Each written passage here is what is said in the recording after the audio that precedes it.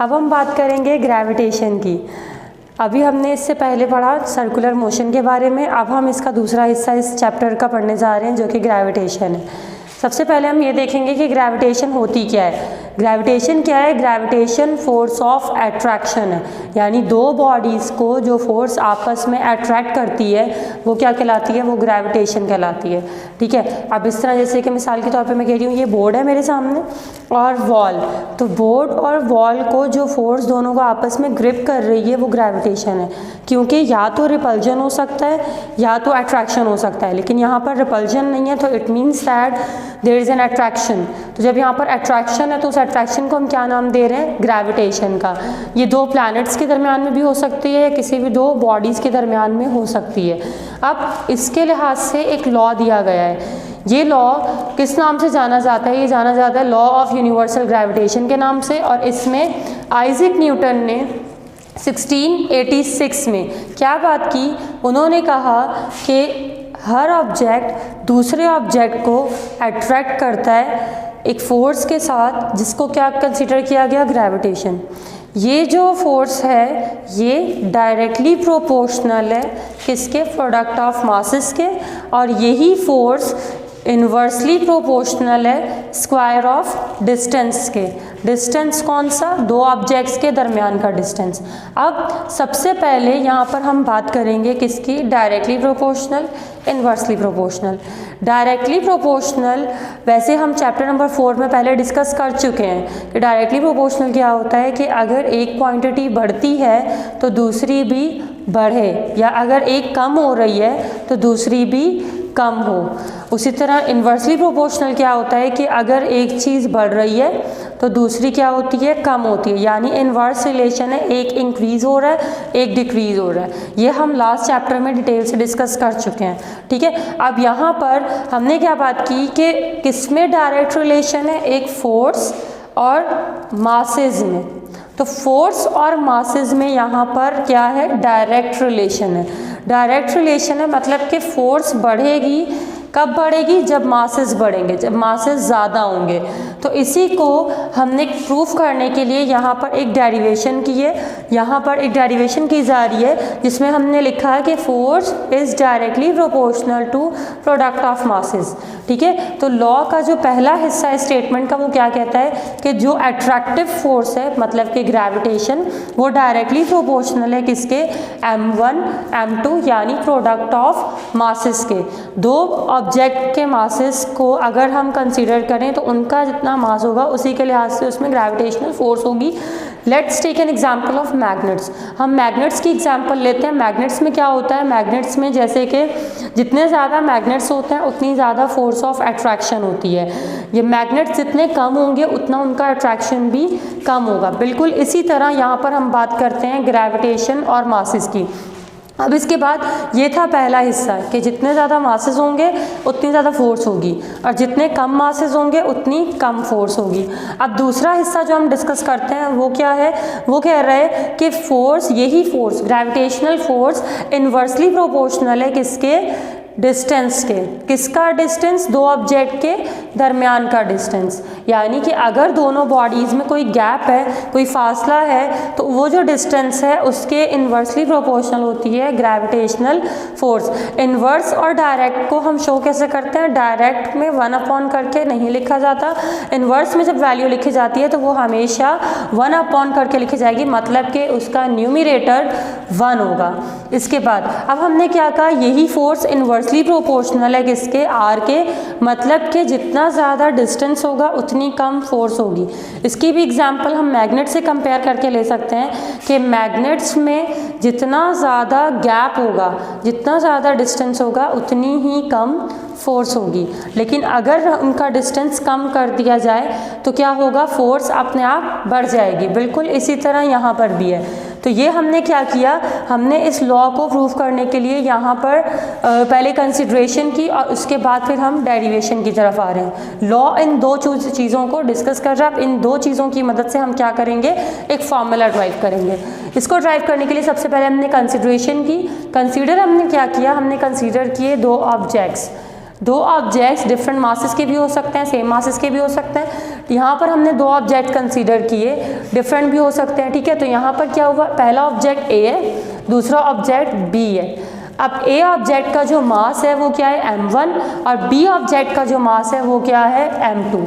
इन दोनों की जो फोर्स ऑफ अट्रैक्शन है, वो फोर्स जो इनको आपस में एक दूसरे के साथ अट्रैक्ट कर रही है, वो फोर्स क्या है, ग्रेविटेशनल फोर्स, जिसको हमने किससे शो किया है, F से शो किया है। इसके बाद अब इनके बीच का distance means the distance from the centre of both bodies, वो क्या है, वो हमने R से शो किया है। R क्या है, दोनों के सेंटर से डिस्टेंस है। इसके बाद यही बात हमने कंसिडरेशन में लिख दी।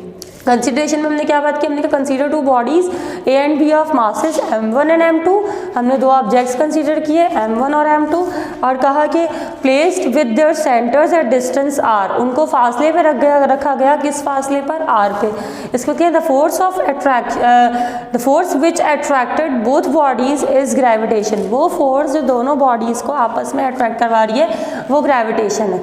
इसके बाद अब यहाँ पर हमने इसी तरीके से यहाँ पर क्या किया, यहाँ पर हमने स्टेटमेंट की मदद से दो रिलेशन लिख लिए कंसिडरेशन के बाद। दो रिलेशन कौन से थे, एक तो force directly proportional to m1 m2, ये इक्वेशन 1 हो गई, और एक क्या है F inversely proportional to R, यानी कि F inversely proportional to 1/r²। तो ये हमारे पास क्या होगी, इक्वेशन 2 हो गई।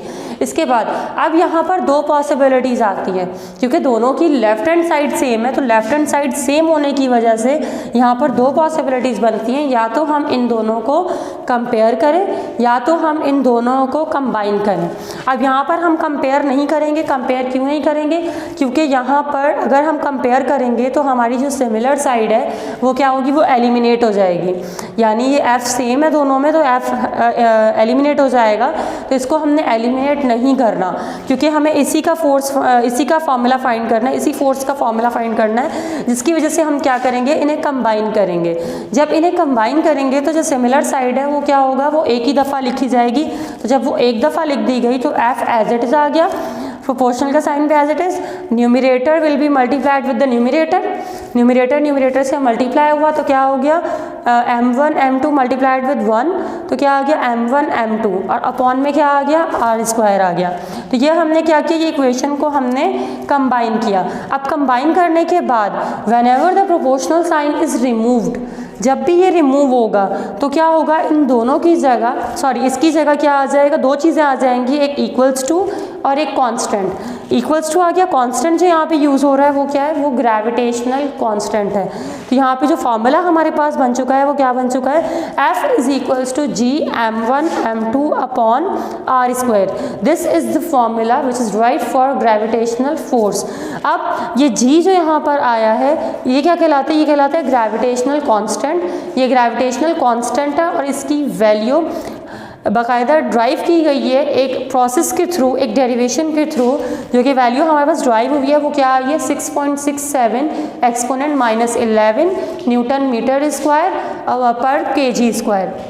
ये वैल्यू हमने एक प्रोसीजर से ड्राइव की है जिसको कैवेंडिश बैलेंस के नाम से जाना जाता है। उस प्रोसीजर के थ्रू हम क्या करेंगे, अब इसकी वैल्यू को ड्राइव करेंगे। अब हम बात करेंगे ग्रेविटेशनल कांस्टेंट की। ग्रेविटेशनल कांस्टेंट की वैल्यू किस तरीके से ड्राइव की गई और उसके पीछे कौन सी डेरिवेशन की गई। सबसे पहले हमने क्या किया, हमने कैवेंडिश बैलेंस को कंसीडर किया। कैवेंडिश बैलेंस ये एक एपरेटस यूज़ किया था हेनरी कैवेंडिश ने।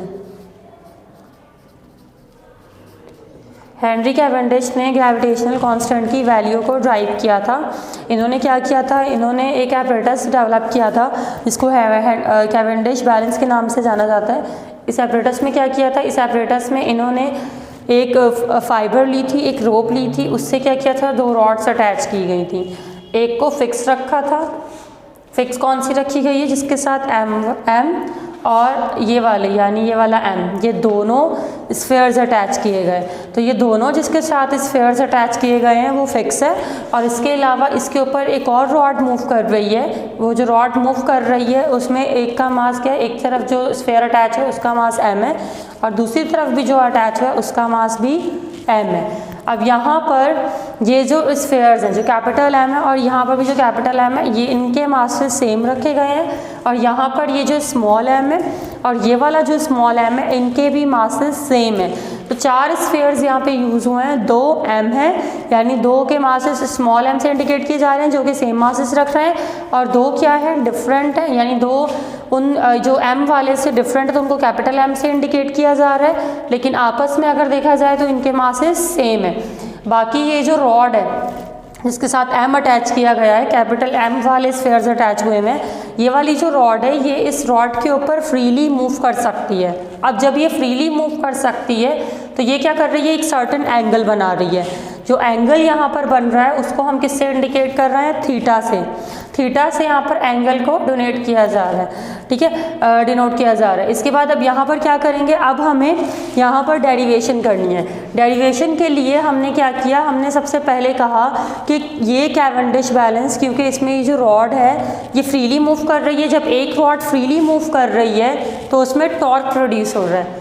टॉर्क क्या होता है, टर्निंग इफेक्ट चैप्टर 6 में स्टडी किया जा चुका है, ठीक है। टॉर्क क्या है, टर्निंग इफेक्ट है, यानी जब भी कोई बॉडी टर्न करती है तो हम कहते हैं कि वहाँ पर क्या प्रोड्यूस होता है, टॉर्क प्रोड्यूस होता है। तो यहाँ पर क्या होगा, अब टॉर्क डायरेक्टली प्रोपोर्शनल है किसके, थीटा के। थीटा यहाँ पर एंगल था, टॉर्क क्या था, टर्निंग इफेक्ट। जब रॉड ने टर्न किया तो हमने कहा टॉर्क प्रोड्यूस हुआ।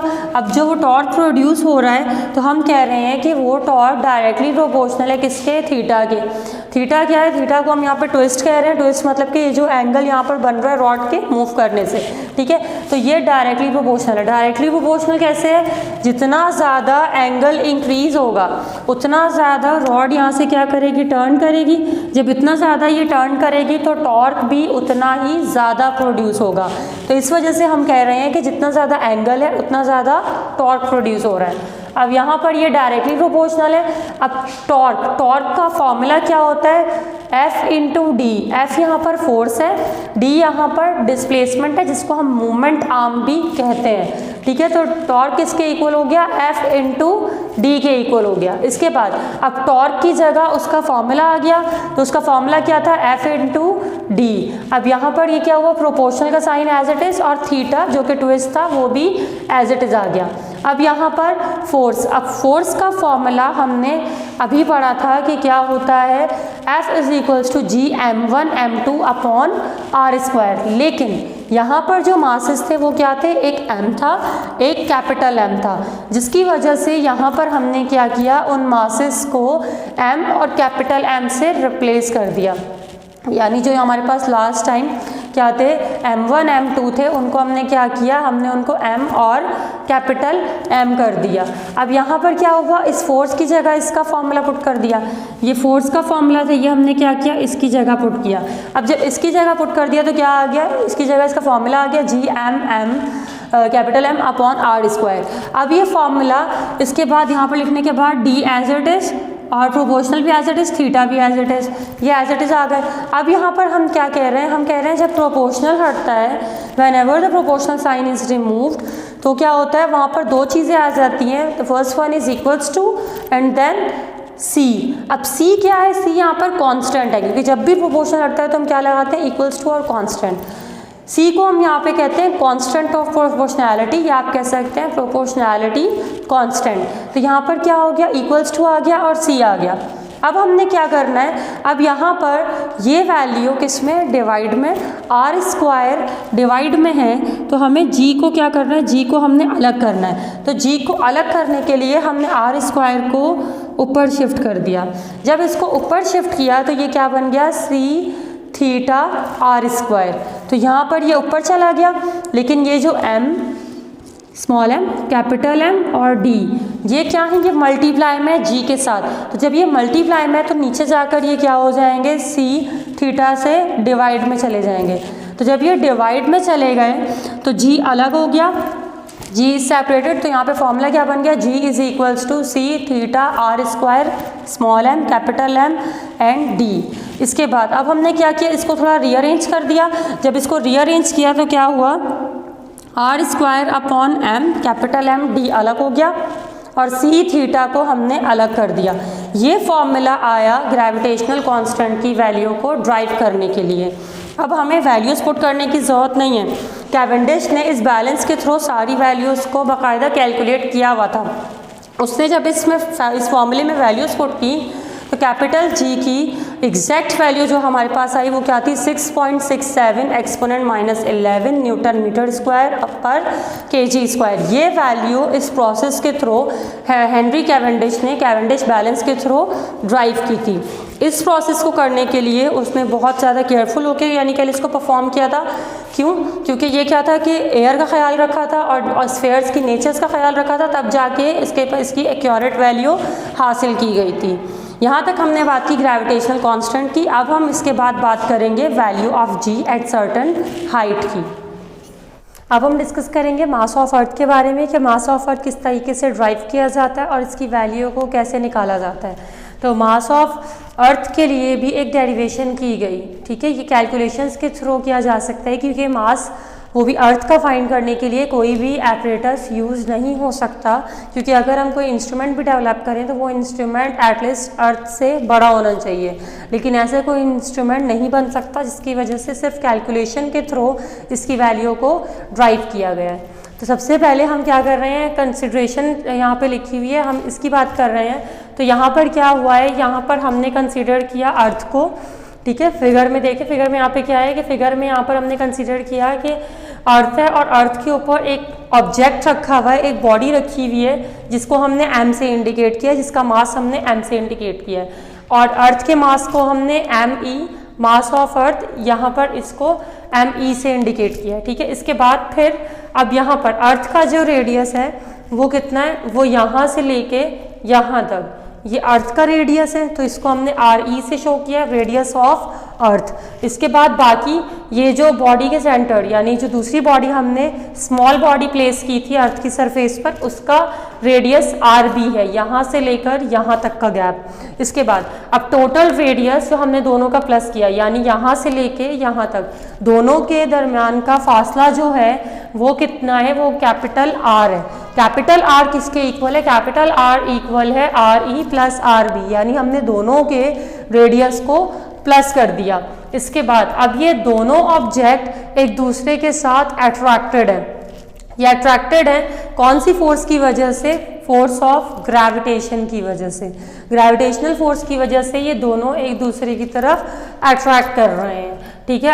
ये रखे हुए हैं यहाँ पर। अब इसके बाद अब यही हमने यहाँ पे कंसिडरेशन में लिख लिया है। कंसिडरेशन में क्या लिखा, हमने कहा consider a body of mass m is placed on the surface of earth. हमने क्या किया, एक बॉडी सपोज की जिसका मास m था और उसे अर्थ की सरफेस पे रख दिया गया। इसके बाद यहाँ पे बताया जा रहा है कि एम ई क्या है, M E mass of earth है, M E be the mass of the earth and R E is the radius, और आर ई क्या है, उसका रेडियस है। इसके बाद लिखा हुआ है then the force with which the earth attracts the body towards its center। वो फोर्स जिसकी वजह से अर्थ क्या कर रही है, ऑब्जेक्ट को अपनी तरफ अट्रैक्ट कर रही है, वो कौन सी फोर्स है, वो ग्रेविटेशनल फोर्स है जिसको हमने एफ से शो किया हुआ है, ठीक है। ये हमारी हो गई कंसिडरेशन। अब हम बात करते हैं डेरिवेशन की। डेरिवेशन में सबसे पहले हमने क्या किया, हमने लॉ ऑफ यूनिवर्सल ग्रेविटेशन का फॉर्मूला यूज़ किया। लॉ ऑफ यूनिवर्सल ग्रेविटेशन का फॉर्मूला क्या था, जो हमने पहले ड्राइव किया था, फॉर्मूला क्या था, F is equals to G m1 m2 upon R square. अब यहाँ पर ये फॉर्मूला हमने यूज़ किया, F is equals to G m1 m2 upon R square. अब यहाँ पर अगर हम फिगर से चेक करें तो m1 किसके इक्वल है, me के इक्वल है, यानी जो फर्स्ट मास है उसे हम अर्थ का मास कंसीडर कर रहे हैं और जो सेकंड मास है उसे हम ऑब्जेक्ट का मास कंसीडर कर रहे हैं। तो m2 किसके इक्वल आ गया, m के इक्वल आ गया।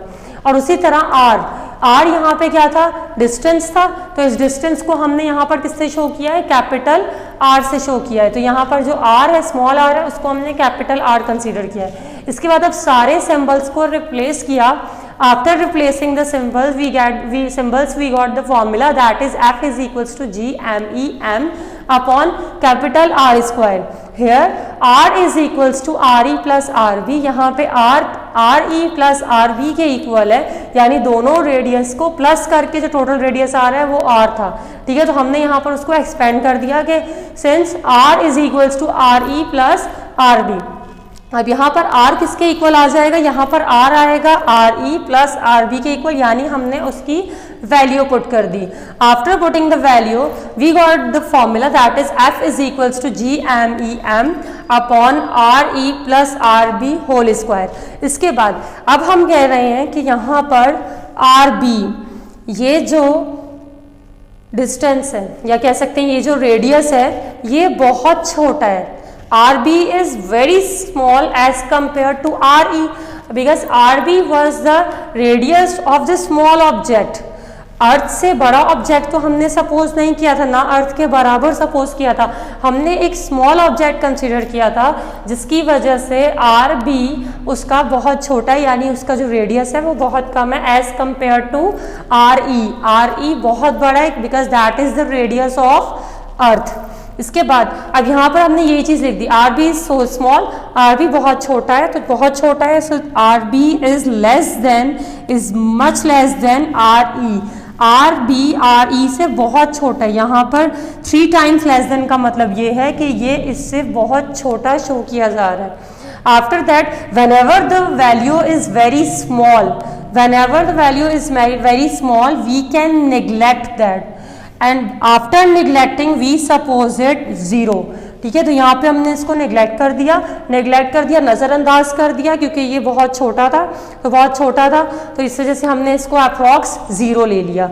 अब जब ये 0 के इक्वल सपोज किया जा रहा है, so after substituting the value when we put this value in this formula instead of RB, so we will get RE plus 0। तो 0 यहाँ पर जब लिखेंगे तो क्या हो जाएगा, अब जब इसमें ऐड होगा RE पे कोई फर्क नहीं पड़ेगा 0 के ऐड होने से, तो यहाँ पे फॉर्मूला क्या आ गया, F is equals to GMEM upon R square. ये फॉर्मूला यहाँ पर बन चुका है। ये कैसे आया, हमने RB सपोज किया कि 0 है और जब हमने RB की जगह 0 लिखा तो RE प्लस 0 क्या हो गया, RE स्क्वायर सिर्फ RE पर आ गया। तो फॉर्मूला क्या बन गया, F is equals to GMEM upon RE square. इसके बाद अब हम इसको आगे कंसीडर कर रहे हैं। आगे हम क्या कह रहे हैं, हमने बात की कि ये जो फोर्स है, ये जो ग्रेविटेशनल फोर्स थी, this force is equal to the weight of the body. ठीक है, ये जो फोर्स है ये कितनी है, ये वेट ऑफ द बॉडी यानी कह लें जितना बॉडी का वेट है उसके बराबर है, क्योंकि दोनों फोर्सेस सेम काम कर रही हैं। अर्थ क्या कर रही है, ग्रेविटेशनल फोर्स अप्लाई कर रही है ऑब्जेक्ट को अट्रैक्ट करने के लिए। वेट भी यही चीज़ है, वेट भी क्या करता है, ऑब्जेक्ट को अट्रैक्ट करने के लिए अप्लाई हो रहा होता है towards the centre of the earth. That is why here F is equals to W। What is W? W is the symbol of the weight. Now the formula of weight is mg। W is equals to mg. We have discussed it in chapter number 4। अब यहाँ पर F W के equal है और W mg के equal है। अब यहाँ पर F की जगह यहाँ पर क्या आ जाएगा, F की जगह पर हम क्या लिख देंगे, mg लिख देंगे। ठीक है, m is the mass, g is the acceleration due to gravity। After this, if we consider both of the sides, m is in multiplied, if we take it in divide on the right side, so it will be cancelled, so we directly cancelled both of them। अब हमने दोनों को cancel किया, so what is the equation now, g is equals to GME upon RE square. m से m cancel हो चुके हैं because they both were in multiplied, तो एक को जब डिवाइड में लेके जाएंगे तो क्या हो जाएंगे, दोनों कैंसिल हो जाएंगे। तो यहाँ पर g किसके इक्वल आ गया, GME अपॉन RE स्क्वायर के इक्वल आ गया। After this now this RE square is in divide, is the denominator, so there it will be multiplied when we shift in left side, so it will be in multiplied with g, acceleration due to gravity। तो यहाँ पर ये इसके साथ multiply में आ गया and this capital G, this is in multiply, so that will be shifted in divide because we have to find the formula for mass of earth।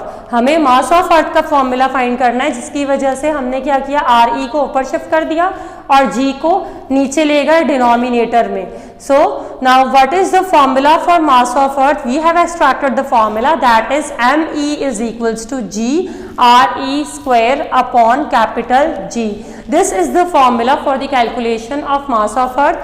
Now after putting the values we will get the value that will be the accurate mass of earth. अब यहाँ पर जो values हैं वो कौन कौन सी हैं? G. First of all the small g. The small g indicates acceleration due to gravity and its value is 9.8 meter per second square. And RE is the radius of earth. It is also calculated with the help of another derivation and its value is 6.38 exponent 6 meter. After this the last value is of capital G. Capital G is the gravitational constant and its value is 6.67 exponent minus 11 Newton meter square per kg square. After substituting all the values in the formula, we will get the exact value that is ME is equals to 5.98 exponent 24 kg. अब ये value हमारे पास exact आएगी जब हम इसमें put कर देंगे. You are not required to put the values. Just you after driving the formula, you will write the values and write this statement. It's enough. इसके बाद अब यहाँ पर क्या आ जाएगा? अब जब हम इसको क्या करेंगे, राउंड ऑफ करेंगे. अब 5.98 ये राउंड ऑफ फिगर नहीं है. अब हम इसको जब राउंड ऑफ करेंगे तो 5.98 से राउंड ऑफ होकर ये क्या हो जाएगा, ये 6 हो जाएगा. ठीक है, 98 अप्रॉक्स इक्वल्स टू 1. अब 0.98 अप्रॉक्स इक्वल्स टू 1, तो जब 5 में 1 ऐड होगा तो क्या हो जाएगा, 6 हो जाएगा. सो 6 exponent 24 kg is the mass of earth which is derived with this derivation. This is the accurate mass of earth. In the same way, many of the masses are derived, like if we consider for moon, the mass of earth that is taken is 7 exponent 22 kg. In the same way, other masses of other planets are also calculated. अब हम बात करते हैं value of G at certain height, कि जब body को height पर लेकर जाया जाता है तो उसकी G की वैल्यू पर यानी एक्सेलरेशन ड्यू टू ग्रेविटी पर क्या फ़र्क पड़ता है. ठीक है, तो यहाँ पर वैसे हेडिंग डली हुई है, value of G decreases with altitude. Altitude मतलब हाइट. ठीक है, तो जब ऑब्जेक्ट को हाइट पर लेकर जाया जाता है तो G की वैल्यू कॉन्स्टेंटली डिक्रीज़ होती है. किस तरह डिक्रीज़ होती है, हम कैसे कह सकते हैं कि डिक्रीज़ होती है, इसके पीछे पूरी मैथमेटिकल एक्सप्रेशन है. सबसे पहले हम क्या कर रहे हैं, सबसे पहले यहाँ पर हमने जैसे मास ऑफ अर्थ के लिए कंसीडर किया था, बिल्कुल उसी तरह यहाँ पर हम value of G at certain height के लिए भी कंसीडर करेंगे. सेम वही कंसिडरेशन यहाँ पर आ गई कि हमने अर्थ कंसीडर की और हमने ये सपोज किया कि अर्थ के ऊपर एक बॉडी मौजूद है जिसका मास m है. अब बाकी अर्थ का मास क्या था, ME था. दोनों के दरमियान में जो फासला है, the distance between both of the bodies, the earth and the small body is capital R. यहाँ पर जो डिस्टेंस है वो क्या है, वो कैपिटल R है. बाकी जो वेट है, वेट वो फोर्स होती है जो क्या करता है, ऑब्जेक्ट को डाउनवर्ड पुल डाउन करता है, डाउनवर्ड खींचता है. चैप्टर नंबर 4 में डिस्कस हो चुका है. ठीक है, तो वेट क्या होता है, वेट वो फोर्स है जो ऑब्जेक्ट को डाउनवर्ड खींचेगा. ग्रेविटेशनल फोर्स भी क्या कर रही है, अपर बॉडी को अपनी तरफ खींच रही है. तो यहाँ पर हम कह रहे हैं कि दोनों फोर्सेस का काम क्योंकि एक ही है तो हम कह रहे हैं दोनों क्या है, बराबर है. अब दोनों बराबर हैं तो क्या हो गया, W is equals to F हो गया. इसके बाद अब हम बात करेंगे इसकी कंसिडरेशन की. तो कंसिडरेशन वैसे मैंने एक्सप्लेन कर दी, लेकिन वर्ड टू वर्ड भी एक दफ़ा इसको रीड कर लेते हैं. क्या लिखा हुआ है, लिखा हुआ है consider a body of mass M. हमने एक बॉडी कंसीडर की जिसका मास क्या है, M है, और वो कहाँ रखी हुई है, वो अर्थ की सरफेस के ऊपर रखी हुई है. ठीक है, on earth surface the gravitational force between the body and earth is equal to the weight of the body. जो ग्रेविटेशनल फोर्स है दोनों के बीच में वो क्या है, वो वेट के बराबर है। इसके बाद अब यहाँ पर ग्रेविटेशनल फोर्स का हमने जिक्र किया, तो हम ग्रेविटेशनल फोर्स के लिए जो फॉर्मूला हमने ड्राइव किया था लॉ ऑफ यूनिवर्सल ग्रेविटेशन से, वही फॉर्मूला हम यहाँ पर यूज़ करेंगे। लेकिन जो फॉर्मूला हमने ड्राइव किया था वो किस में था, वो था F = Gm1m2/r²। वो m1 m2 था, लेकिन जैसा कि हमने मास ऑफ अर्थ में डिस्कस किया था कि यहाँ पर m1 की जगह क्या हो जाएगा, me मास ऑफ अर्थ, और m2 की जगह क्या हो जाएगा, स्मॉल m, जो कि क्या है, छोटी बॉडी का या कह सकते हैं स्मॉलर बॉडी का मास है। इसके बाद ये r², यहाँ पर हमने कैपिटल R लिया क्योंकि दोनों के जो बीच में फासला है उसको हम कैपिटल R से इंडिकेट कर रहे हैं। इसके बाद ये हमारी हो गई कंसिडरेशन, और यहाँ पर हमने क्या किया, लॉ अप्लाई कर दिया, लॉ ऑफ यूनिवर्सल ग्रेविटेशन से जो फॉर्मूला आया था। अब हम बात कर रहे हैं आगे। हमने कहा कि वेट किसके इक्वल है, वेट किसके इक्वल है, यहाँ पर F के इक्वल है। F क्या था, ग्रेविटेशनल फोर्स थी जिसका फॉर्मूला हमने अभी यूज़ किया था। तो F ग्रेविटेशनल फोर्स थी और उसको हमने कंसिडरेशन में किसके इक्विवेलेंट लिया है, उसको हमने वेट के इक्विवेलेंट या कह सकते हैं कि इक्वल लिया है। ठीक है, यहाँ पर क्या हुआ, तो ये W के इक्वल है, F W के इक्वल है, और W किसके इक्वल होता है, mg। m यहाँ पे क्या है, मास है, और g यहाँ पे क्या है, एक्सेलरेशन ड्यू टू ग्रेविटी है। तो यहाँ पर इसके बाद हमने क्या किया, अब यहाँ पर F की जगह क्या आ गया, इधर mg आ गया डायरेक्ट। क्यों, क्योंकि F किसके इक्वल था, W के इक्वल, और W किसके इक्वल था, mg के इक्वल। अब हमने आगे इसको प्रोसीड किया, तो यहाँ पर क्या हुआ, m से m, this m is cancelled by this m, दोनों न्यूमरेटर में है, किसी भी एक को डिनोमिनेटर में ले जाए दूसरी तरफ तो क्या हो जाएंगे, दोनों कैंसिल हो जाएंगे। तो यहाँ पे हमने ये डायरेक्ट कैंसिल कर दिए। अब ये डायरेक्ट कैंसिल हो गए, m से m कैंसिल आउट हो गया। तो हमारे पास इक्वेशन क्या बन रही है, इक्वेशन बन रही है g =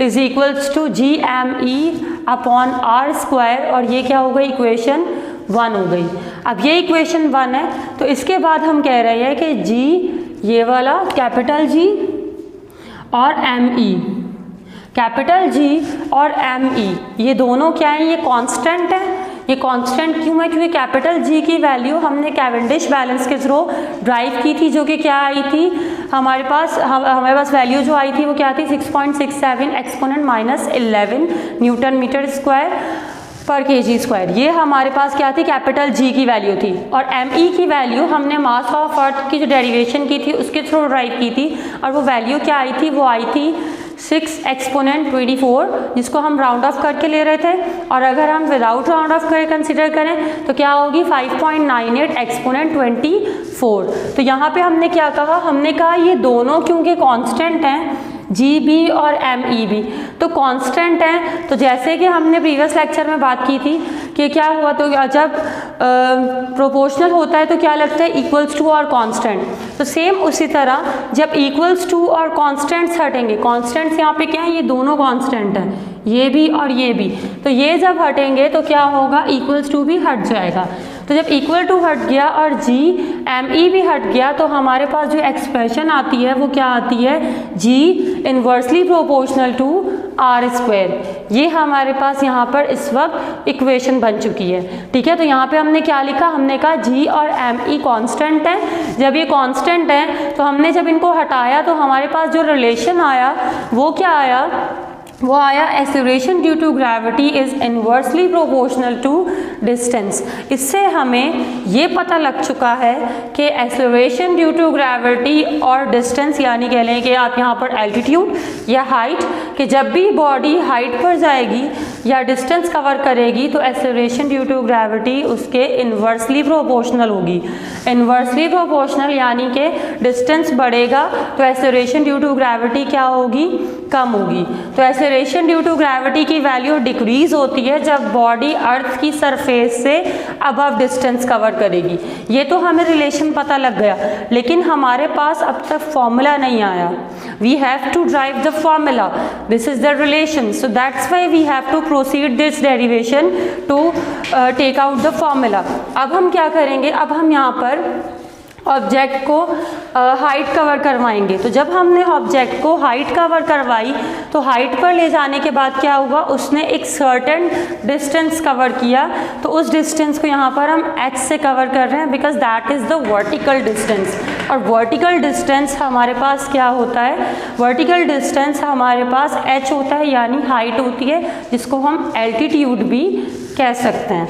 तो यहाँ पर हमने क्या कहा, हमने कहा जो ओवरऑल डिस्टेंस था, अगर हम इसकी यहाँ से और ये वाले डिस्टेंस की बात करें तो ये टोटल डिस्टेंस r था, लेकिन क्योंकि अब इसमें ये h भी ऐड हो रहा है ये वाला, तो ये h भी जब इसके अंदर ऐड होगा तो ये डिस्टेंस जो ओवरऑल बन रहा है जो कि पहले r था, that will be now r plus h।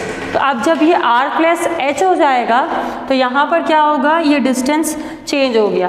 अब इसके बाद m e as it is mass of earth था और m क्या था, स्मॉलर ऑब्जेक्ट का मास था। अब हमने क्या कहा, यहाँ पर हमने इस कंसिडरेशन को लिखा। कंसिडरेशन हमारे पास क्या है, कंसिडरेशन लिखी हुई है, अगर body if a body is moved up to h distance from earth surface, कह रहे हैं अगर बॉडी डिस्टेंस कवर करती है अर्थ की सरफेस से तो वहाँ पर g की value acceleration due to gravity की वैल्यू क्या हो जाएगी, यहाँ पर एक्सेलरेशन ड्यू टू ग्रेविटी की वैल्यू जो हमारे पास आएगी, जो कि पहले इक्वेशन थी g is equals to G M E upon R square, ये इक्वेशन 1 थी। अगर हम इसी को कंसिडर करते हुए देखें तो g क्या हो गया, G H means acceleration due to gravity at certain height. ठीक है, जी एच का मतलब यहाँ पर क्या है, जी एच का मतलब है acceleration due to gravity at certain height. तो यहाँ पे हमने क्या किया, उसको हाइट कवर करवा दी। इसके बाद इज इक्वल्स टू, अब यहाँ पर जी एम ई था तो यहाँ पर भी क्या आ जाएगा, जी एम ई। ठीक है, यहाँ पर भी क्या आ जाएगा, जी एम ई, और नीचे ऊपर क्या था, आर था। लेकिन जैसा कि मैंने अभी डिस्कस किया कि the body is moved from the distance, body को क्या किया गया, एक सर्टेन डिस्टेंस पे मूव करवाया गया, किससे, आर से। The body is moved at a certain distance from R. अब इसके बाद हमने क्या किया, यहाँ पर हमने G M E upon R plus, अब ये क्या हो गया, आर में एक वैल्यू प्लस की एच क्यों प्लस किया, क्योंकि इसने जो हाइट कवर की थी, जो एक्सेस डिस्टेंस आ रहा है वो यहाँ पर एच है, तो वो जब इसमें प्लस हो गया तो स्क्वायर था, स्क्वायर दोनों के ऊपर होल में आ गया। ये इक्वेशन 2 है। अब हमने क्या करना है, ये इक्वेशन 1 आई है, ये इक्वेशन 2 है। अब इन दोनों को हमने क्या करना है, डिवाइड करना है। कैसे डिवाइड करना है, we will divide equation 2 by 1। हम 2 को 1 से डिवाइड करेंगे। तो किस तरीके से डिवाइड होगा, हम पहले क्या करेंगे, लेफ्ट को लेफ्ट से डिवाइड करेंगे and then we will divide right side with the right side. तो यहाँ पर हमने क्या किया, हमने लिखा जी एच, ये रहा, ये हमारे पास क्या थी, लेफ्ट साइड थी, जी एच और जी, तो हमने जी एच ऊपर लिखा और जी नीचे लिखा। इसके बाद फिर हमने क्या किया, फिर हमने इनके राइट साइड्स को डिवाइड किया। अब जब राइट साइड्स को डिवाइड किया तो ये इक्वेशन 2 थी, ये 1 थी, तो पहले हम इक्वेशन 2 की जो वैल्यू है उसको लिखेंगे। तो क्या थी, G M E upon R plus H तो स्क्वायर, तो यहाँ पे क्या आ गया, G M E upon R plus H whole square. ठीक है, इसके बाद डिवाइड, क्योंकि हम डिवाइड कर रहे हैं तो डिवाइड का साइन आ गया, और फिर क्या आया, जो यहाँ पर ये राइट साइड थी, तो यहाँ पर जो राइट साइड है वो क्या है, G M E upon R square. तो यहाँ पर हमने क्या किया, G M E upon R square से उसको डिवाइड कर दिया। अब डिवाइड करने के बाद हम क्या कर रहे हैं, इसको अब क्योंकि मुझे आगे इसको सॉल्व करना है तो हम डिवाइड को किस में कन्वर्ट करेंगे, मल्टीप्लाई में। तो जब डिवाइड को मल्टीप्लाई में कन्वर्ट करेंगे तो क्या होता है, रेसिप्रोकल, यानी अगर कोई चीज़ इस तरह है तो वो क्या हो जाती है, वो इन्वर्ट हो जाती है। ठीक है, उसको हम क्या करते हैं, रेसिप्रोकल कर देते हैं। बिल्कुल इसी तरह जैसे कि यहाँ पे हम एग्जांपल ले लेते हैं, मैंने कहा लेट सपोज 2/5 है और इसको हम डिवाइड कर रहे हैं किससे, 5 से। अब इसको जब हम 5 से डिवाइड कर रहे हैं तो 5 से डिवाइड करने के बाद अब यहाँ पर क्या होगा, अगर मुझे इसका रेसिप्रोकल करना है तो या इसको कन्वर्ट करना है मल्टीप्लाई में, तो यहाँ पे क्या हो जाएगा, डिवाइड से मल्टीप्लाई आ जाएगा, और उसके बाद यहाँ पर ये 5/1 है तो ये क्या हो जाएगा, 1/5 5, ठीक है, ये 1/5 हो गया। तो यहाँ पर ये क्या इंडिकेट कर रहा है कि जब डिवाइड से मल्टीप्लाई में जाता है तो वहाँ पर इन्वर्ट कर दिया जाता है, यानी डिनोमिनेटर न्यूमरेटर बन जाता है और न्यूमरेटर डिनोमिनेटर बन जाता है। इसी तरह भी यहाँ पर भी इसको क्या किया, इन्वर्ट कर दिया।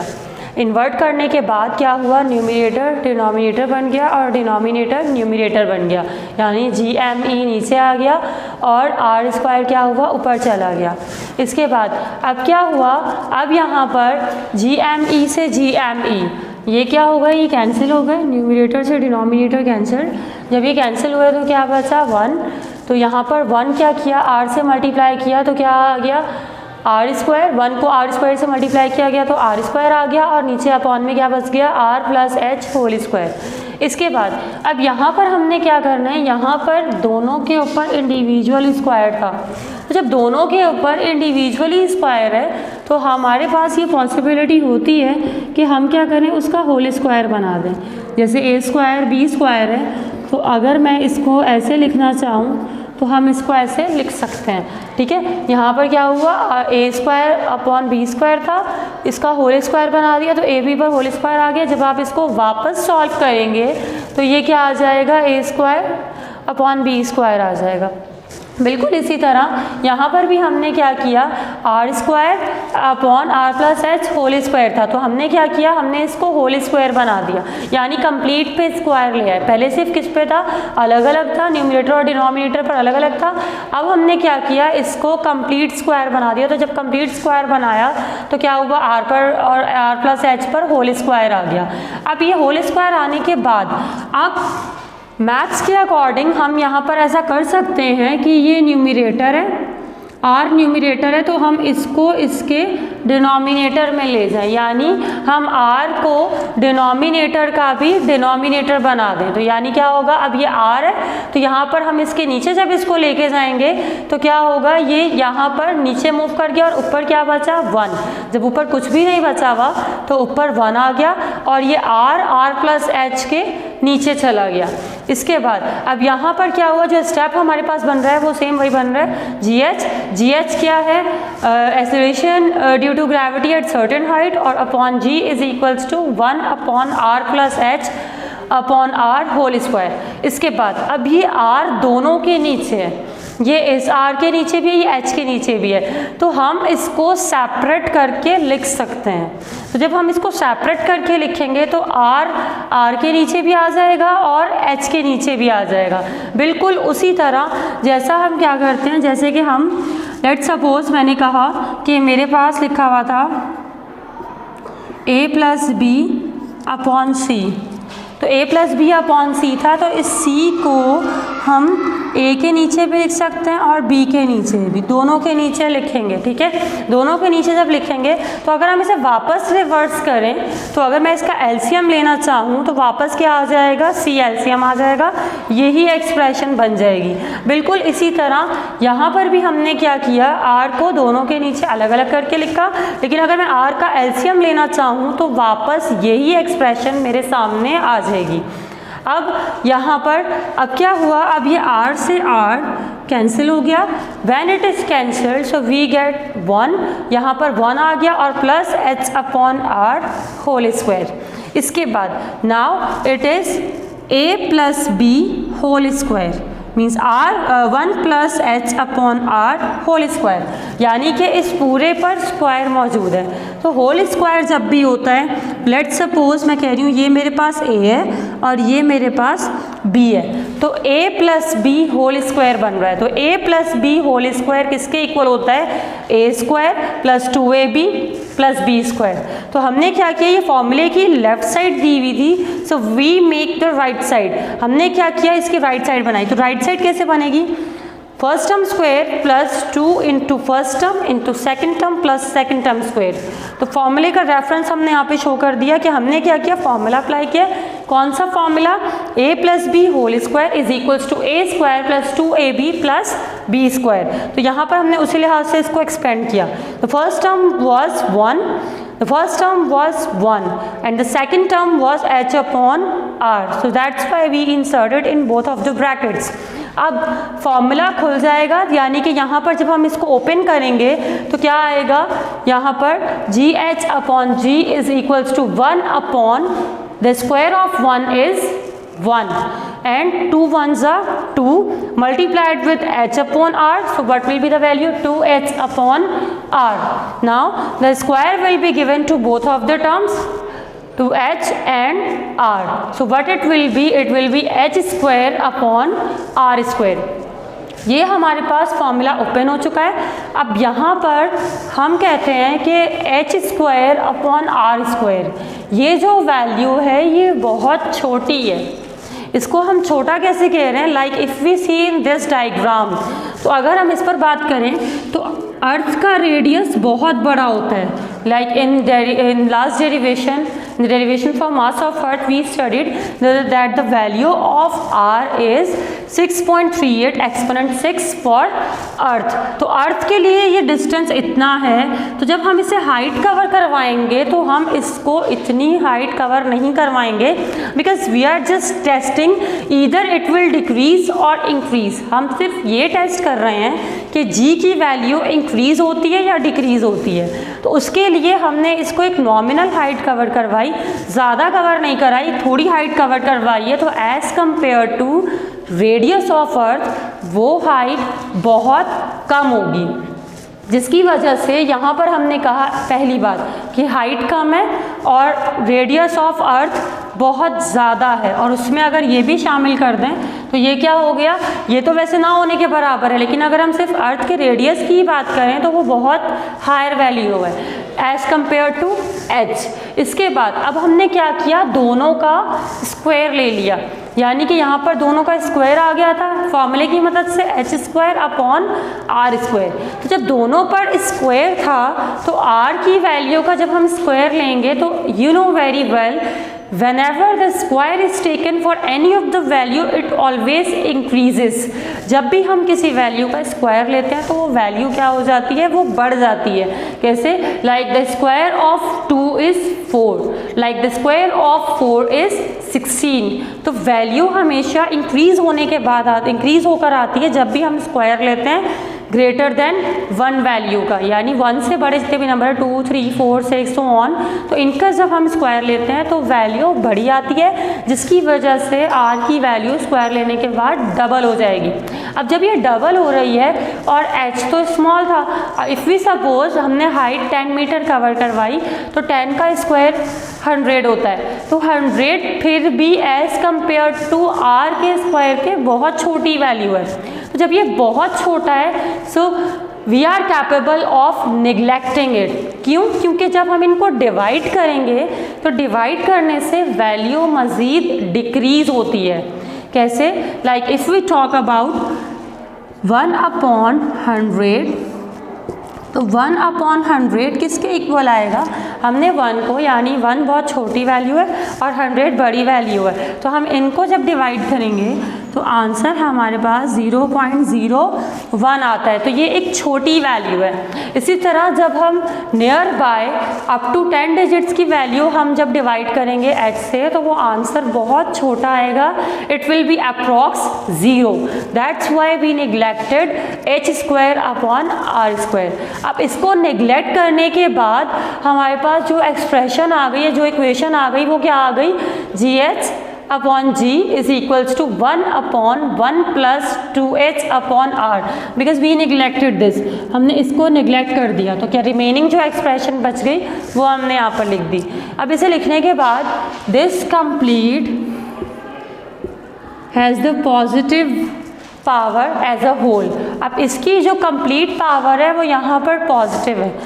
If I want to take it in the numerator, यानी कह लें कि हम इसका इन्वर्स करना चाहें या इसको ऊपर लेके जाना चाहें तो यहाँ पे क्या हो जाएगा? प्लस से माइनस में चला जाएगा। ठीक है? Like if I talk about 1 upon ए, तो जब हम इसको ऊपर लेके जाएंगे तो ये क्या बन जाएगा? A inverse. तो बिल्कुल इसी तरह यहाँ पर हमने ये पॉजिटिव में था, इसको हम ऊपर लेके गए तो ये क्या हो गया? 1 plus 2h upon R inverse, यानी पावर माइनस में चली गई। Whenever the power would be in minus, जब भी पावर माइनस में आती है we always solve it by binomial theorem. In text book of 9 and matric no reference is given for the binomial theorem. बस इस वक्त आपको ये पता होना चाहिए that it is applied whenever the power is in negative as a whole. जब भी होल में पावर यानी दो टर्म्स के ऊपर पावर आ रही है होल में, वो नेगेटिव में आती है, तो we always use binomial theorem. Binomial theorem क्या करता है, उस नेगेटिव पावर को पॉजिटिव बना देता है। ये -1 था, लेकिन इधर अगर हम देखें तो ये क्या हो गया, ये +1 हो गया। अब इसने प्लस कर दिया इसको और मिडल साइन इसका चेंज हो जाता है, ठीक है। In first year of engineering you can study this formula in detail, लेकिन यहाँ पर हम सिर्फ इसका रेफरेंस देते हैं। तो इसका रेफरेंस के जरिए हमने क्या किया, हमने कहा कि negative power is converted into +1। अब यहाँ पर ये पॉजिटिव हो गई। अब पॉजिटिव होने के बाद अब जो लास्ट स्टेप हमारे पास बन रहा है, this G is in divide in left side. तो यहाँ पर जब इसको मूव करेंगे on the right side, so it would be in multiply. अब ये क्या आ जाएगा, ये मल्टीप्लाई में चला जाएगा, so it would be in multiplied. So what will be the resultant equation, GH is equals to G into 1 - 2h upon r. This is the equation for value of G decreases at altitude. यानी कि body जब भी height पर जाएगी तो उसकी value of G हमेशा decrease होगी, ठीक है। तो ये इस फॉर्मूले के थ्रू हम फाइंड करते हैं कि अगर ऑब्जेक्ट हाइट पर जा रहा है तो हाइट पर जाने की वजह से उसकी G की वैल्यू कितना डिक्रीज हो रही है। So this is the complete derivation now. And one more thing, this GH it can not be written like this. इसको आप इस तरीके से नहीं लिख सकते। क्यों नहीं लिख सकते, क्योंकि this G is acceleration due to gravity. अगर आप इसको ऐसे कैपिटल करके लिखेंगे, it shows that this is height. तो इसका मतलब ये है कि एक्सेलरेशन ड्यू टू ग्रेविटी की वैल्यू हाइट से मल्टीप्लाई हो रही है, लेकिन यहाँ पर ऐसा नहीं है। This is the symbol just. तो ये सिंबल है जिसकी वजह से H यहाँ पर छोटा बनाया हुआ है, इसके साथ ये कैपिटल में बड़ा नहीं है। क्यों नहीं है, क्योंकि यहाँ पर ये सिर्फ सिंबल है। Like if we use VI, हम VI यूज़ करते हैं तो VI indicates initial velocity. In the same way GH indicates acceleration due to gravity at certain height. Now this was the complete derivation. Now we will start the derivation for orbital velocity. अब हम discuss करने जा रहे हैं artificial satellites और orbital velocity के बारे में। आर्टिफिशियल सैटेलाइट्स क्या होती हैं?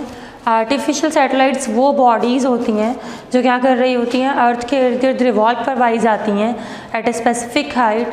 क्यों रिवॉल्व करवाई जाती हैं? For the purpose of communication और फॉर रिसर्च वर्क, ठीक है। इन पर्पस के लिए हम क्या करते हैं, इनको रिवॉल्व करवाते हैं किसके, अर्थ के इर्द गिर्द।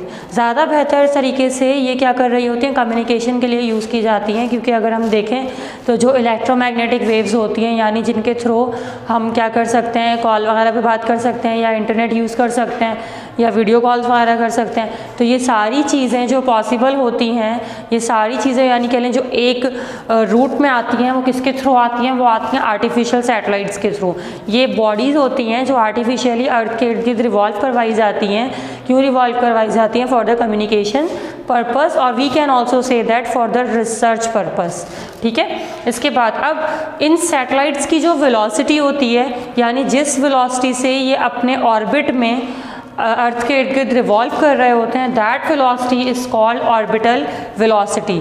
ऑर्बिटल वेलोसिटी वो वेलोसिटी है जो क्या कर रही है, जो सैटेलाइट्स में यानी कि जब सैटेलाइट डिस्टेंस कवर कर रही है तब प्रोड्यूस हो रही है। अब ऑर्बिटल वेलोसिटी का सिंबल क्या होता है, इसको ऐसे शो किया जाता है VORT से। इसके अलावा इसका जो फॉर्मूला है, यानी जो जनरल फॉर्मूला है, एक डेरिवेशन के थ्रू हम इसके दो फार्मूलाएँ निकालेंगे। तो यहाँ पर इसका जो जनरल फार्मूला है वो क्या है, VORT is equals to GM/R।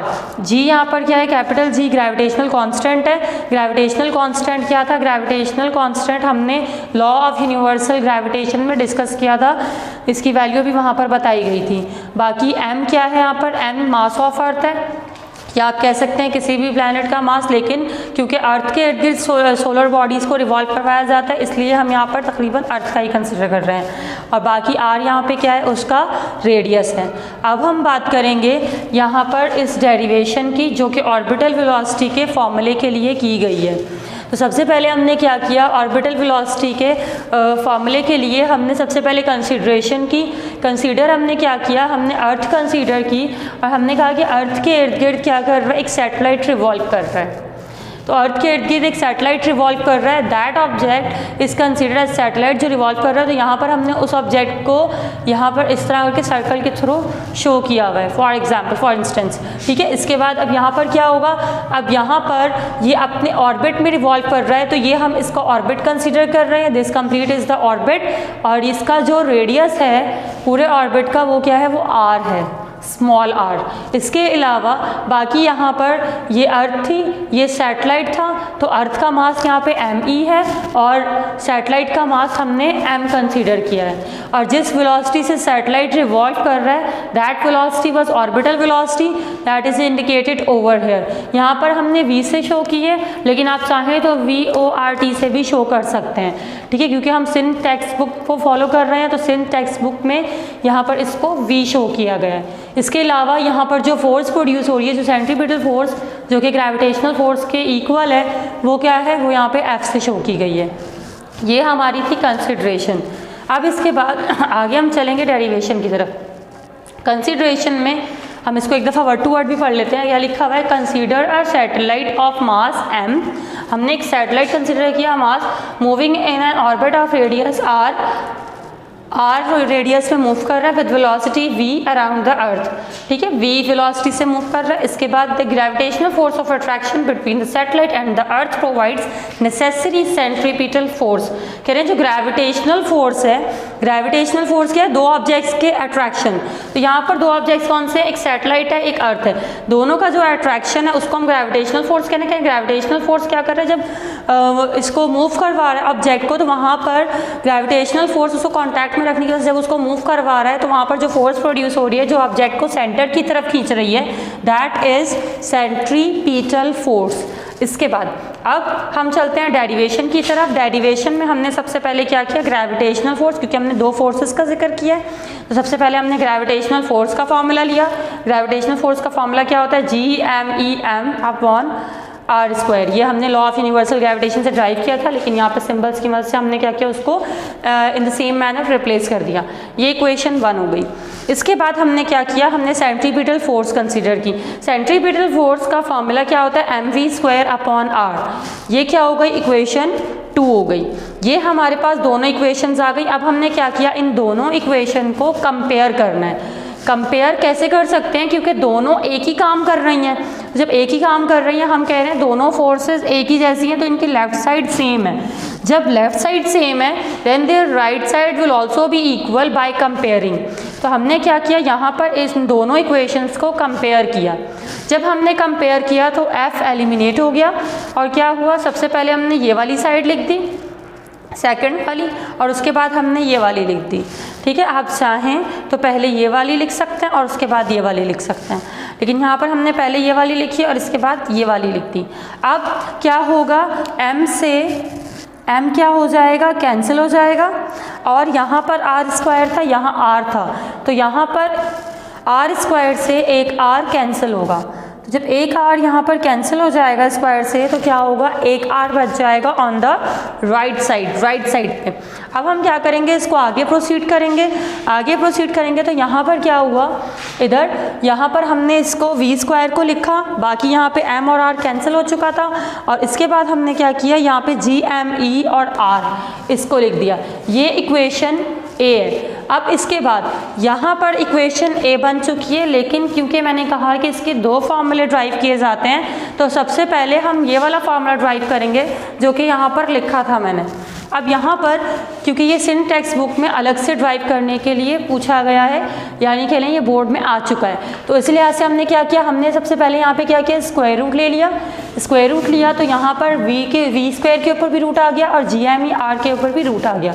इसके बाद हमने क्या किया, स्क्वायर से this square is cancelled by square root, तो क्या आ गया उसके बाद फिर v आ गया और इसके बाद √GME/r एज इट इज़ आ गया।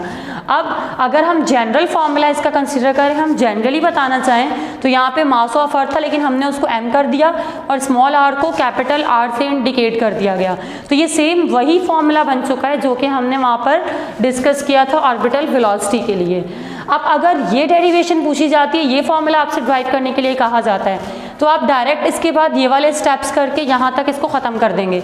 लेकिन अगर आपसे कहा जाता है कि इसका दूसरा फार्मूला ड्राइव करें इसके अलावा, तो फिर क्या करेंगे, हम ये वाले स्टेप्स नहीं करेंगे और इनके अलावा हम यहाँ से इसको कंटिन्यू कर देंगे by law of universal gravitation. यहाँ से हम इसको जब कंटिन्यू करेंगे तो उसी तरह यूनिवर्सल ग्रेविटेशन के लिए जो ग्रेविटेशनल फोर्स का फॉर्मूला था वो क्या था, GMEm/r²। This was the formula. तो यहाँ पर हम ये कह रहे हैं in the same manner as we discuss in the derivation for mass of earth and value of g at certain height. हमने कहा था कि ये जो फोर्स है ये वेट के बराबर है। तो जब यहाँ पर ये वेट के बराबर है तो वेट क्या होगा, वेट किसके इक्वल होता है, mg के। ठीक है, ये जो ग्रेविटेशनल फोर्स है ये वेट के बराबर है, फोर्स ऑफ अट्रैक्शन के बराबर है, वेट भी फोर्स ऑफ अट्रैक्शन है, तो यहाँ पे किसके इक्वल आ गया, ये mg के। तो instead of f we put mg, हमने यहाँ पे इसकी जगह mg लिख दिया और बाकी पूरे जो वैल्यू इधर थी वो एज इट इज़ यहाँ पर आ गई। इसके बाद now again m is cancelled by m से कैंसिल हो चुका है और बाकी यहाँ पर ये r² था, 2r थे, r² means 2r is there. तो यहाँ पर क्या है, 2r थे तो हमने इसको स्प्लिट किया। जब ये स्प्लिट किया तो क्या होगा, ये इस तरह करके r इंटू r बन जाएगा। तो जब ये r इंटू r बनेगा तो हमने क्या किया, एक r को ऊपर शिफ्ट कर दिया g के साथ। तो जब ऊपर शिफ्ट किया तो यहाँ पे ये क्या हो गया, लेफ्ट साइड पे आ गया g के साथ और एक r यहाँ पर ऐसे ही बच चुका है। तो gr किसके इक्वल आ गया, GME/r। ये इक्वेशन b है। हमने r को शिफ्ट क्यों किया, हमने r को शिफ्ट इसलिए किया क्योंकि हमें इसकी राइट साइड हमें एक ही राइट साइड से सेम चाहिए थी। तो एक ही राइट साइड में अगर आप देखें तो वहाँ पे सिर्फ r है, r स्क्वायर नहीं है, जिसकी वजह से यहाँ से हमें स्क्वायर को ख़त्म करना था। तो हमने कैसे ख़त्म किया, हमने r को स्प्लिट कर दिया। जब स्प्लिट किया तो एक r ऊपर चला गया और एक नीचे रह गया। This is equation b। इसके बाद अब क्या करना है हमने, अब क्योंकि दोनों की राइट साइड इक्वेशन a और इक्वेशन b की राइट साइड सेम हो चुकी हैं, तो अब हम दोनों को फिर से कंपेयर करेंगे। After comparing both of the equations, ये जो इनकी राइट साइड्स थी ये ख़त्म हो जाएंगी, ये एलिमिनेट हो जाएंगी और बाकी जो इनकी लेफ़्ट साइड थी GR और v², तो GR किसके इक्वल आ गया, v² के इक्वल आ गया। इसी तरह अगर हम इसको अरेंज करके लिखें तो v² को हमने पहले लिख दिया और GR को बाद में लिख दिया, क्योंकि जो वैल्यू फाइंड की जाती है उसको पहले लिखा जाता है। तो हम वेलोसिटी का फॉर्मूला फाइंड कर रहे हैं तो हमने उसको अरेंज कर लिया। अरेंज करने के बाद हमने यहाँ पे क्या किया, स्क्वायर रूट लिया। दोनों साइड पे जब स्क्वायर रूट लिया तो यहाँ पर v² के ऊपर भी रूट आ गया और GR के ऊपर भी रूट आ गया। इसके बाद फिर यहाँ पर अब क्या होगा, अगेन स्क्वायर से रूट क्या हो जाएगा, कैंसिल। तो v किसके इक्वल आ गया, √GR। अब अगर हम कह रहे हैं कि अगर सैटेलाइट अर्थ के बहुत करीब रिवॉल्व करता है, यानी एक तो हमने ये कंसीडर किया कि वो कुछ फासले पर रिवॉल्व कर रहा है। जब कुछ फासले पर रिवॉल्व कर रहा है तो उसके लिए तो फॉर्मूला ये ठीक है और ये फॉर्मूला ठीक है। लेकिन अगर हम कह रहे हैं कि अर्थ के बहुत नियर बाय आ चुका है, यानी अर्थ के नियर बाय आ चुका है तो उसका डिस्टेंस बहुत मिनिमम हो गया, नेग्लिजिबल हो गया, तो वहाँ पर हम ये कह रहे हैं कि जो r होगा, रेडियस होगा, वो रेडियस ऑफ अर्थ के इक्वल होगा। तो रेडियस ऑफ अर्थ के इक्वल जब हम इसको लेंगे तो v किसके इक्वल आ जाएगा, √GRE के। अब यहाँ पर g की वैल्यू आपको पता है 9.8 होती है और re की वैल्यू 6.38 एक्सपोनेंट 6 मीटर होती है। अब यहाँ पर जब हम वैल्यूज़ को पुट करेंगे, you are not required to put the values, but if you will put you will get the same answer that is written over here.